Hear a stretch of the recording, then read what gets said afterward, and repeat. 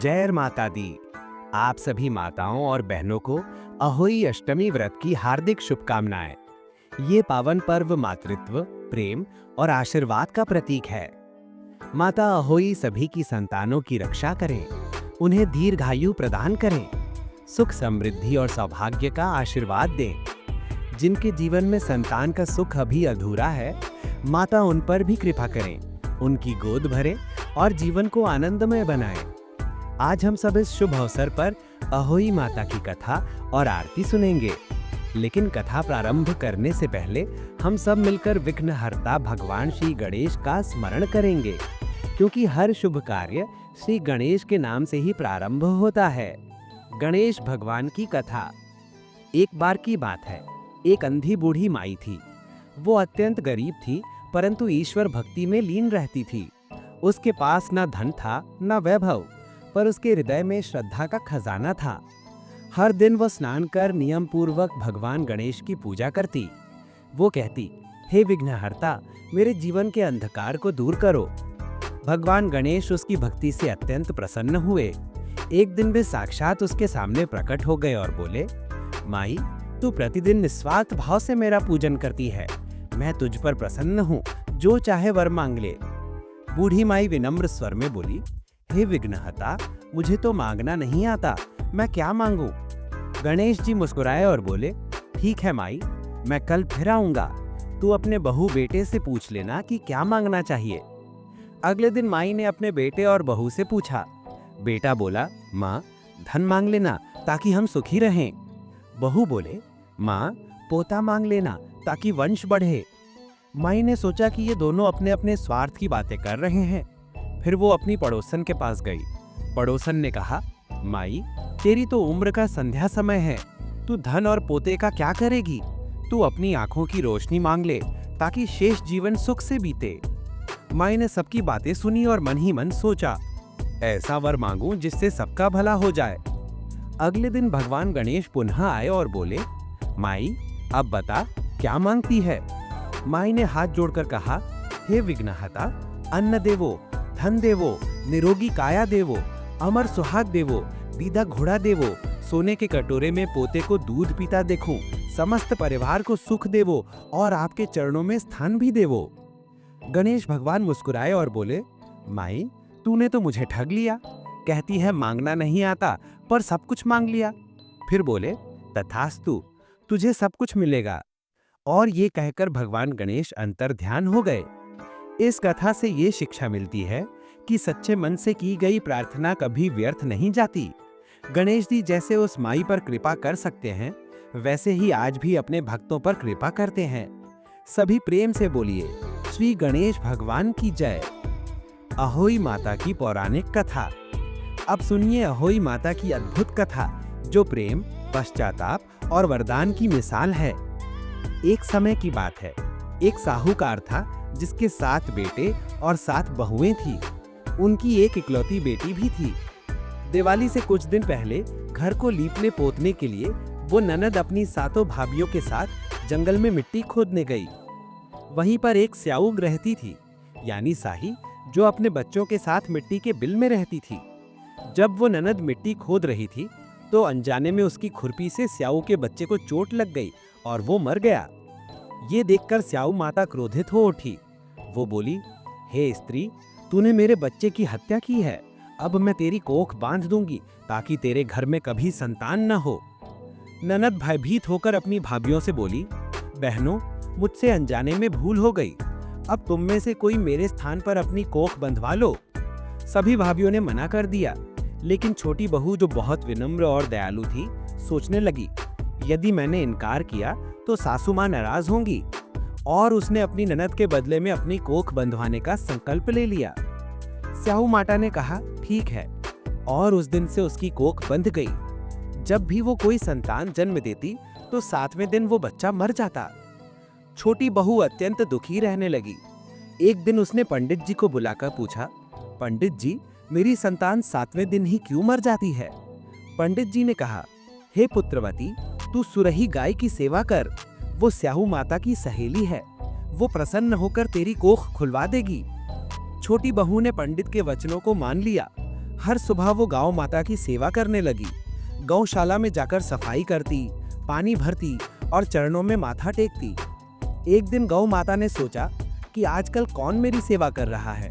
वो बहुत भोर में उठी और देखा कि एक औरत आकर सफाई करके चली जाती है। गौ माता बोली, हे सुयोग्य स्त्री, मैं तेरी सेवा से प्रसन्न हूँ, जो चाहे वर मांग ले। साहूकार की बहू बोली, माँ, स्याऊ माता ने मेरी कोख बांध दी है, कृपा करके मेरी कोख खुलवा दो। गौ माता बोली, ठीक है, मैं तुझे अपने साथ लेकर स्याऊ माता के पास चलती हूँ। वे दोनों साथ समुद्र पार यात्रा करने लगीं।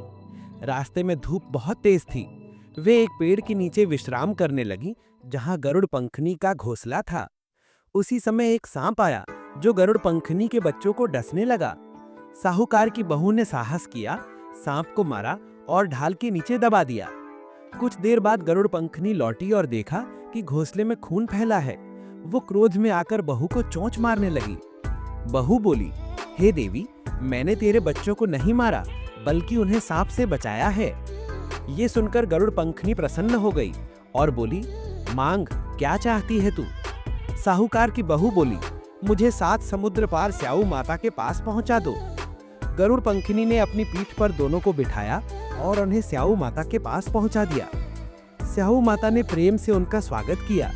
फिर बोली, बहन, बहुत दिनों बाद आई हो, मेरे सिर में जुएं पड़ गई हैं, इन्हें निकाल दो। सुरही गाय ने संकेत किया कि ऐसा करना उचित है। साहूकार की बहू ने सलाई से उनके सिर की सारी जुएं निकाल दी। स्याऊ माता प्रसन्न हुई और बोली, तूने मेरे सिर में बहुत सलाई डाली है, इसलिए तुझे 7 बेटे और 7 बहुएं प्राप्त होंगी। वो बोली, माँ, मेरे तो एक भी बेटा नहीं है, 7 कैसे होंगे? स्याऊ माता बोली, वचन दे दिया है, अब लौट नहीं सकती। फिर उसने कहा, तेरी कोख मैंने बांधी थी, अब खोलती हूँ। जा, तुझे 7 पुत्र और 7 बहुएं मिलेंगी। 7 अहोई बनाना, 7 उज्जमन करना, 7 कढ़ाई बनाना। बहू धन्यवाद देकर घर लौटी। घर पहुंची तो देखा सचमुच उसके 7 पुत्र और 7 बहुएं हैं। घर में उल्लास छा गया। सास ननद सब चकित रह गए। उस दिन से अहोई माता की पूजा और कथा का चलन प्रारंभ हुआ। सभी प्रेम से बोलिए, अहोई माता की जय। दूसरी कथा, चंद्रिका साहूकारनी की कथा। बहुत समय पहले झांसी के पास एक नगर में चंद्रभान नामक साहूकार रहता था। उसकी पत्नी चंद्रिका बहुत ही सती, साध्वी और गुणवान थीं, परंतु उनके सारे बच्चे बचपन में ही मर जाते थे। दोनों पति पत्नी अत्यंत दुखी थे। वे सोचते कि हमारे मरने के बाद ये घर धन सब व्यर्थ हो जाएगा। एक दिन दोनों ने निश्चय किया कि अब हम अपना घर त्याग कर वन में जाकर प्रभु भक्ति करेंगे। वे वन की ओर चल पड़े। चलते चलते वे बद्रिका आश्रम के निकट शीतल कुंड पहुंचे। वहां उन्होंने निराहार रहकर प्राण त्याग करने का निश्चय किया। 7 दिन तक वे बिना भोजन पानी के बैठे रहे।